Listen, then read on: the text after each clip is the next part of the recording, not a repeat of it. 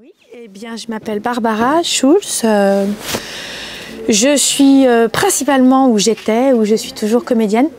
Et là, je suis en train de réaliser mon premier long métrage. C'est l'histoire d'un archéologue interprété par Fabrice Lucchini qui vit au Caire depuis des années, qui n'a pas été un très bon père pour sa fille, qui est interprétée par Julia Piaton, qui elle vit en France, qui elle est archéologue, mais archéologue de prévention. Et cet archéologue a une obsession, il cherche depuis des années le trésor de la pyramide de Khéops, qui selon lui a été caché dans l'Antiquité en dehors de la pyramide.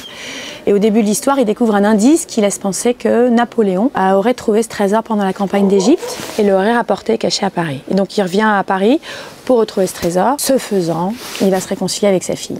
Oui, c'est un film qui m'a demandé beaucoup de recherche historique. Voilà, j'adore les histoires de trésors, les films d'aventure, les livres d'aventure, les écrivains voyageurs, aventuriers. Et j'avais une grande exigence, en tout cas pour l'intrigue. Ça m'amusait notamment de faire un peu comme ce qu'avait fait Dan Brown avec le Da Vinci Code, c'est-à-dire de prendre des éléments vrais et de cacher derrière une histoire inventée. Pour que, à plein de moments, quand on va vérifier mes sources ou regarder si ça c'est vrai, effectivement, c'est intriguant. Voilà. Mon ambition avec ce film, bon, c'est un film qui m'est personnel parce que, évidemment, au-delà du film d'aventure, ça parle d'une réconciliation père-fille. J'ai perdu mon père il y a 18 ans, 19 ans maintenant. Et j'ai eu des relations compliquées avec lui toute ma vie, même si de me voir là aujourd'hui tourner un film d'aventure, ben, c'est à lui que je le dois aussi, puisqu'il m'a fait vivre l'aventure, il m'a donné le goût de tout ça. Mais c'est une comédie d'aventure dont moi j'adorais les films de Broca, de Rapneau.